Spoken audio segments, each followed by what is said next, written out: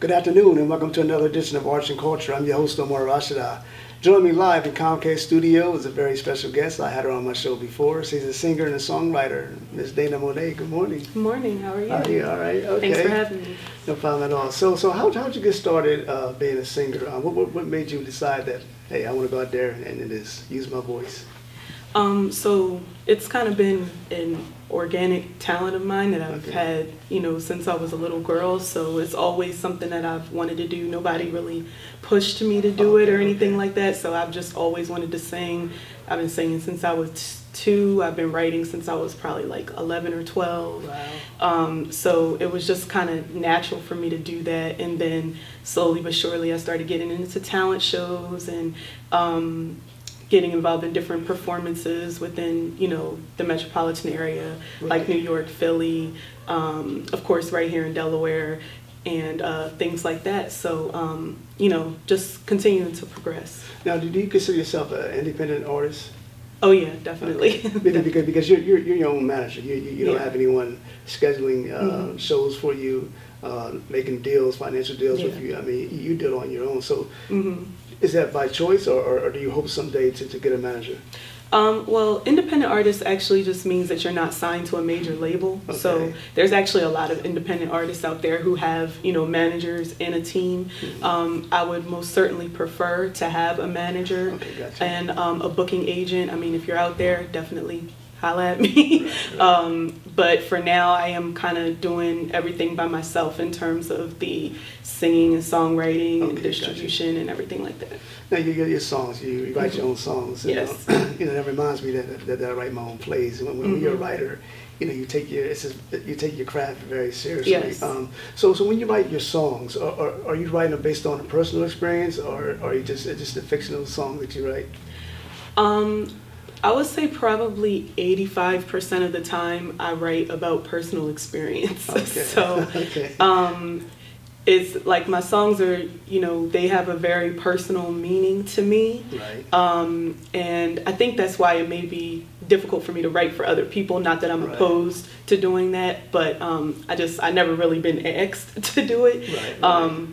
But I'm definitely open to it. But the way that I write naturally is just very personal and vulnerable and with like a lot of substance and things like that.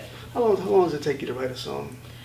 It varies, I guess. It definitely depends, but most of the time I come back and forth with songs. Sometimes it could take me a week, sometimes a day, sometimes 6 months. That's all the feelings. So what is your genre? What type of music do you use? Your R&B or your hip hop or your gospel? Or? I'm definitely R&B soul. That's probably the core of music, and you can throw a little bit of pop in there, maybe a little bit of hip hop from time to time, depending on the music. But for the most part, I would say I'm very much R&B soul, little old school mixed with new kind of thing. Right. Now, do you perhaps look to pursue other types of genres like gospel, rock, or you just want to stay in that R&B lane?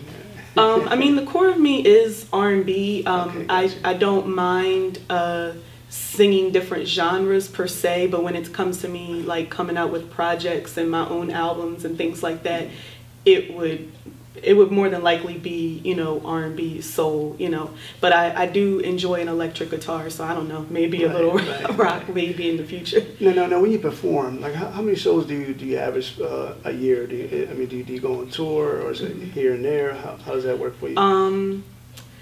I would definitely like to be performing more. So like I said, booking agents, definitely looking for one. Right. I've done a couple of shows this year. I do open mics when I can. Okay, gotcha. And a lot of times, you know, when people are, you know, advertising shows, I'm, you know, putting myself out there and stating that I could do that. I also earlier this year performed at a banquet, so it was like a benefit show. So that was something different that I hadn't done before also. So Right. So, you know, one of the questions I always want to ask a singer is that when you're performing, more than likely you're performing in front of a crowd when you're not practicing or auditioning. You may have about 2 or 3 people, but when you're in a big crowd of people, 100, 200, 300 or more people, or even 50 people, and they're hearing you sing, they're up there dancing, they're feeling the music, you shouting your name, go ahead, Dayna, go girl, do your thing. You know how we do it. So what is your feeling as a singer when you get that kind of praise? That's probably the best feeling. That's the most rewarding feeling. The most awkward thing is you performing and everybody just being like stagnant and not doing anything. So I'm like, and I'm somebody who, you know, I sing a lot of my original songs that people have never heard before. It's not always covers, so sometimes it's a little bit difficult to kind of warm the crowd up when you're singing stuff that they've never heard before. But usually I like to warm up with a cover or something that people are familiar with so they can kind of get a feel of what I'm doing. But yeah, I mean, like having people groove to the music and enjoying themselves, like that's the reward. That's why I perform, you know. Right.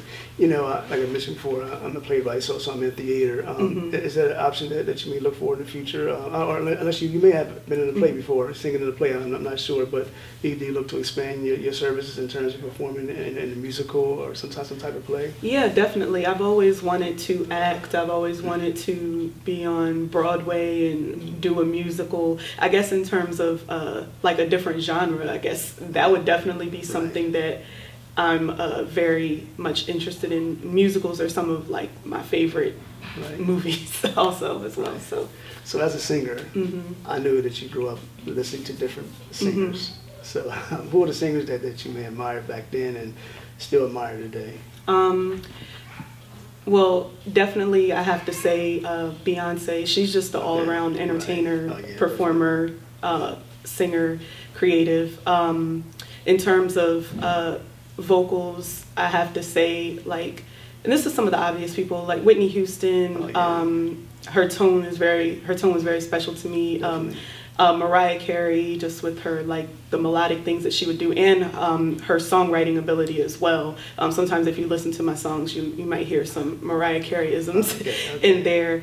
But I also enjoy, like, Phyllis Hyman, Anita Baker. I like a lot of, like, the deep voice, like, sultry kind of tone singers and stuff like that. So, but my inspiration is across the board. Right, that's definitely, you need some heavy hitters, and they open the doors for young performers like yourself. And I know it's not easy, you know, singing in front of it's not easy performing in front of a crowd, because sometimes, you know, you look at shows like the Apollo, or if you ain't got it right, they'll kick you off stage. Exactly. So have you ever thought about, or did you ever audition to be like American Idol or some of the other well-known television singing programs?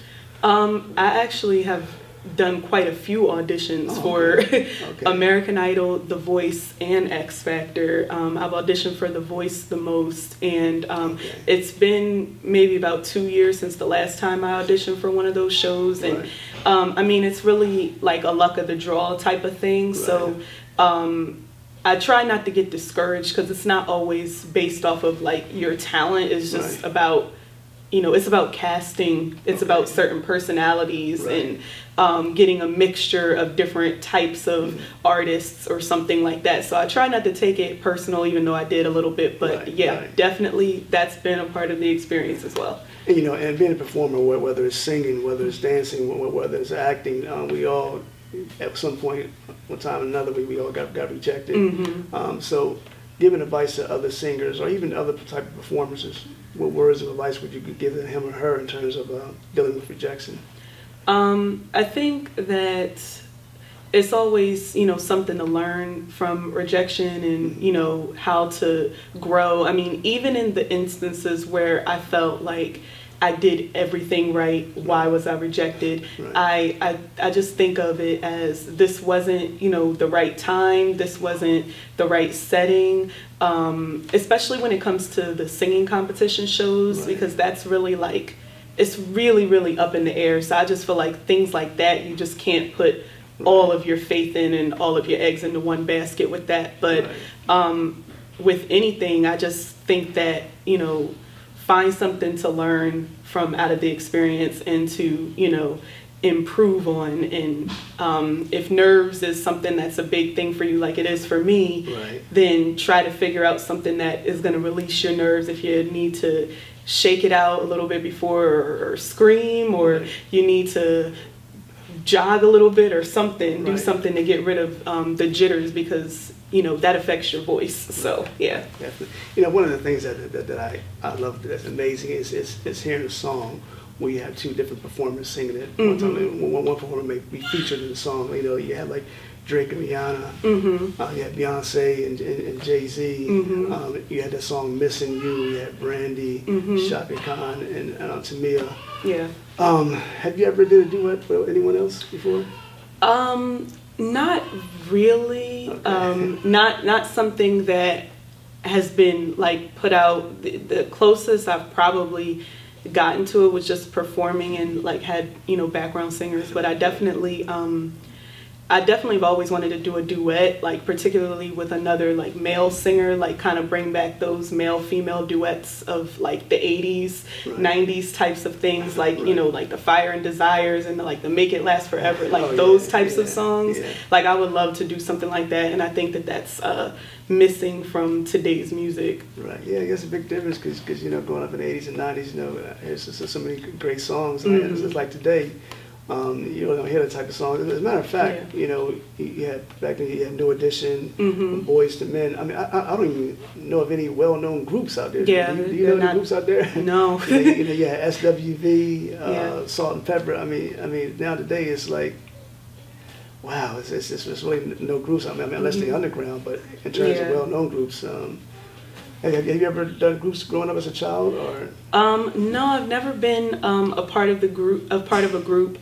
Essentially, I'm not sure if a group is for me, but I do enjoy collaborating with people and things like that. But I think that I definitely would have, if the opportunity presented itself to me. I would have taken advantage of the opportunity to be in a group, because I think that not only does it help with your performance and your comfortability, but just like the camaraderie of having, you know, friends and, you know, that are always around that you can immediately relate to and things like that. So I think there's a lot of pros to being in a group.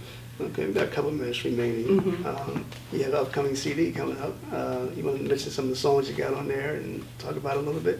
Yeah, well, I do have it's a single that's I have coming out very, very soon, sometime in mid-October, and the song is called Venus, and it's I study astrology, so Venus is one of my favorite planets in astrology. So basically, I'm kind of throughout the entire song, I'm talking about the planet Venus and what it represents, and it's very feminine. It's about the divine feminine. It's very much about love and pleasure and your enjoyment and just. It's about, you know, like, you know, happiness and, you know, just really embracing your femininity, I guess, so to speak. So it's a very, it's for the ladies, but it's like, it's about like expressing your, you know, your femininity and things like that. So it's an empowering song to feel good in your, you know, in your feminine space, you know what I mean? So how can people, I guess they can download it, right? Yes, so I guess once you get your release, but you know, you mentioned that you're looking for a booking agent and a manager. So how can those who are watching get in contact with you? Yes, so to answer your first question, yes, the single is going to be released digitally on all digital platforms, as have all of my previous releases. So wherever you listen to music, my other music is available on all digital platforms, you know, iTunes, Tidal, Apple Music, Spotify, everything, YouTube Music.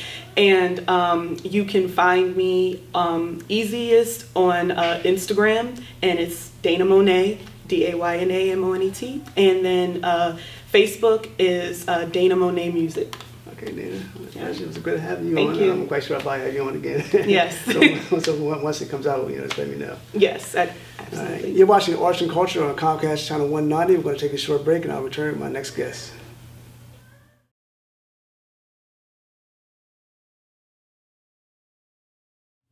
Welcome back to Arts and Culture on Comcast Channel 190. I'm your host, Omar Rashada. Now joining me live in the studio is a very special guest. She's a singer and songwriter, musician, Miss Samatha Hollins, a.k.a. Miss GhettoSongbrd. Good morning. How are you? Good morning. Good afternoon, rather. Yeah. I was just saying good morning. Okay, Yeah. so how did you get started in terms of being a guitarist and being a singer?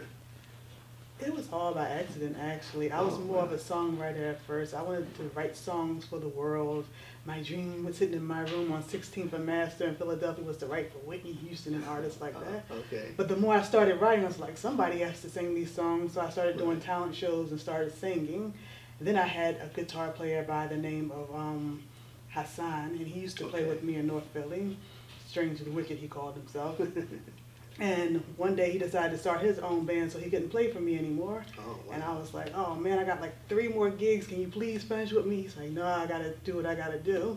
Wow. So I had to figure out how I was going to get to a guitar player. And I knew this guy on Black Planet at the time that played in New York, and I asked him to play with me. Okay. And we started playing together. But in the back of my mind, I always thought, I don't ever want that to happen to me again. So while he was playing for me, I was studying guitar by ear at home, trying to figure it out for myself. And eventually, I became a guitarist. That's awesome. One of the questions is, I got to ask you this question. How did you come up with the name GhettoSongbrd? Another 16th and Master story. Okay. Sitting in my room as a little girl, just listening to that bird outside my window all the time singing. I was like, that's so beautiful, because you got to understand where I come from. There was a lot of violence and drug stuff going on. Yeah. So I'm hearing yelling, hey, you just did all that stuff. Right. So in the midst of that, I'm hearing these beautiful birds. And when I needed a stage name, I thought, GhettoSongbrd. Wow. Named myself after that bird outside my window. That is awesome. So people can know that beautiful things do come from the ghetto. All right. Now, what is your genre? Are you R&B, or are you neo soul, or are you gospel? What's your type of music? I would call myself rock and roll. Oh, and the reason why I say rock and roll is because rock and roll is like a gumbo of everything together. Right. My music might be hardcore and rock out, but it also has the element of soul, funk, jazz, and other world-style music mixed in between. Right. Now, prior to the program, you were mentioning that you're your own manager, and your husband's your co-manager. Yes. Do you consider yourself an independent performer, independent singer, songwriter? Oh yes, very independent. And that didn't come because I wanted to be. Okay, gotcha. At the start of my career, 2002, well, actually I started in 2001, but I started getting shot for a deal by my mentor Rosalie Brooks in LA. Right. But I didn't realize that people were not signing black women who does rock and roll. Right. So I had no choice to be independent. Is there a lot of black women who do rock and roll? Off the top of my head, I can't think of any. We're all over the world. Oh, wow, okay. Gotcha. When I first started, not as many, but now it's multiplying. Right. And I'm going to ask you a question that I asked my first guest. So who are some of the performers that you admire? Wow, so many. Okay, we're going to start back at 16th and Master. Okay. Little girl watching Purple Rain. It's like one day, that's the man. I wanted to do something like that, Prince. Right. Then I started listening to other music because of my mother's record collection, Santana, Mandrill, P-Funk, Sly and the Family Stone. Oh, wow. Got into Hendrix later on in life. Okay. Got into Sister Rosetta Tharpe about 3 years ago, who was actually the mother of rock and roll. Okay. Wow. So you got some legends over there. Oh, yes. Now, you got your guitar here. You want to talk about, your guitar and what song that you're going to give the audience and myself? Yes. I brought my acoustic for this song, and the name of the song that I'm going to do is entitled Rocksploitation. Rocksploitation tells my story as a rock artist, as a black woman just wanting to be heard. Right. My message should be heard. All right. All of our messages should be heard. Okay, I know your husband, he plays a little something in the background, so I guess he's going to be coming up in a little bit. And, Yes. And so did y'all, in all your songs, or the most of your songs, did y'all play together, or is this a special song that he's joining you? My husband, Ronan Ali, he's actually a singer-songwriter and percussionist in his own right. Okay. So, yeah. But he plays drums with me. Okay. Yes. That is awesome. Yeah. That is awesome. So being a singer and a guitarist, I mean, that's a very special talent. It's exciting, yes. Wow, definitely. So what made you want to be like an independent? I mean, let me ask you this way. Are you looking for a manager? Or are you looking for a booking agent? Or you just want to continue to be independent? I'm never looking. I'm just going with the universe. But it will surely be nice to have someone book some gigs for me. Right. It can be very tedious doing it on my own. Okay. But at the same time, I'm just going with what the universe wants me to do. Definitely. Okay, so whenever y'all ready, we can hit a little something. Okay. Mr. Ronan Ali.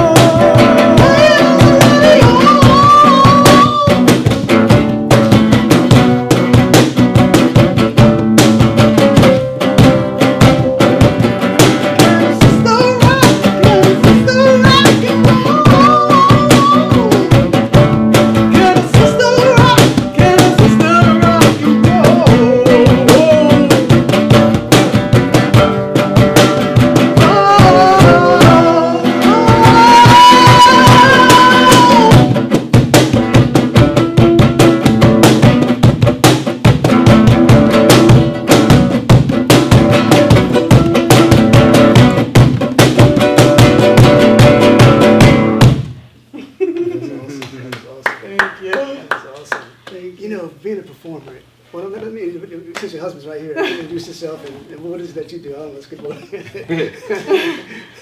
Peace, I'm Ronan Ali, and I'm a vocalist and a percussionist and a songwriter. Now the fact that you two are husband and wife, is it easier to work together when you're writing songs together, you're playing together, or does it matter? Or He won't let me write with him, so I won't let him write with me. Oh, but, okay. but working together, yes, because when we have to rehearse for shows, Right. and we're in the midst of taking care of our 4 children, we can just rehearse real quick at home, then get back to washing dishes or whatever else we were doing. And this as my first guest, I'm going to ask you the same question. When you perform in front of a live audience, whether it be Philadelphia, New York, Delaware, wherever else you perform, and they say, go ahead, sister, rock it, rock it. They cheering, they jumping up and down, they clapping their hands, they're dancing. What goes through your mind? You know, when I'm on stage, I'm not really in my mind.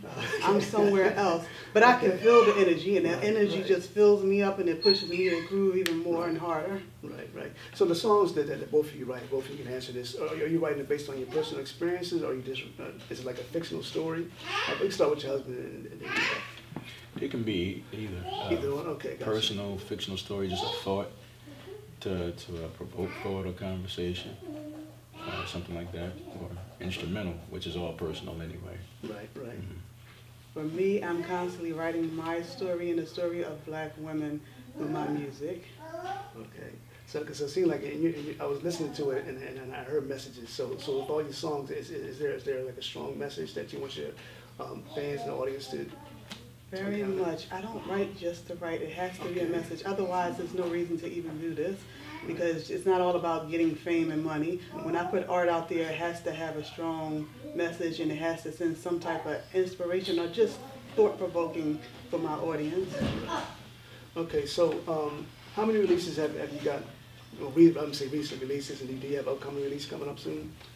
I have one release. Okay. I mean, I'm more of a performing artist, Okay, but my gotcha. husband is pushing me to get in the studio. So I have my Out the Other Earth release, which is on ReverbNation.com/GhettoSongbrd. And I'm working on tons of music that I've been playing over the years. And what are some of the places that both of you have performed? I know you mentioned that you're from Philadelphia, so what are some of the other places that you have performed? This year we actually went to Botswana. Oh, wow. And I returned to London for the second time at the Troubadour. Played in LA at the Whiskey A Go-Go, played at CBGB's in New York at the Bitter End. I played at a lot of places. Wow. What is it like performing, out the country? Man, that must have been an amazing feeling, I imagine. Botswana was everything, because it was nothing like seeing a sea of Black folks rocking out. Wow. Yes. That's, and I assume that you probably perform the same places? Oh yeah, with her, of course. And then on my own, I've performed in Newark Symphony Hall in New Jersey, many cathedrals. Performed in Trump Tower when it first opened. Okay. That was when he was a hero to Black people. Okay. Financial So hero. he wasn't the president. Yeah, that was back in the 80s. You had to be from Jersey and New York to Right. know the depths. Anyway, the White House a couple of times during George Bush's term, and quite a few places around the country. Even Kuwait, Italy. Italy, yes I have. Wow. That must have been awesome. Opened up with the Fugees. And Fugees before they came out with their big second album, The Score. Oh, so what was that experience like, opening up for the few? I didn't know all this new stuff, man. Oh, me and my friends, I was in a rap group at the time called it. Bottom Line. Okay. And it wasn't even our show per se. It's just some kids in high school, some friends of ours, my sister's age, 3 years younger than me. Okay. They wanted to have a hand and start promoting and doing shows. Right. So they asked if we'd like to open up for the Fugees. And the Fugees were only getting bigger because of the remixes off of their first album. Okay, got you. Like Nappy Heads and so forth. And we didn't know about the second album coming up. Nobody knew. But the album came out for like a week or two later, and that's all you heard through 1995, 96. So. Okay, being a performer, as you may not know, I'm an actor and a playwright. okay. And whether you're acting, whether you're writing, whether you're singing, hip-hop, dance, it takes a lot of commitment. Yes, it does. It takes practice. It takes sacrifice. So for all those upcoming artists, if you can speak on it, both of you can speak on this, the significance and the importance of being serious about your craft, being on time when it's time to rehearsal, you got to be committed. I feel like if it's something you love, automatically you're committed. It's your passion. You're going to do it. Because if you're not, then you might as well not be doing it. Mm-hmm. Okay, I didn't realize we have less than a minute remaining. You want to leave your information for those who want to contact you? Yes, you can contact me at GhettoSongbrd@yahoo.com.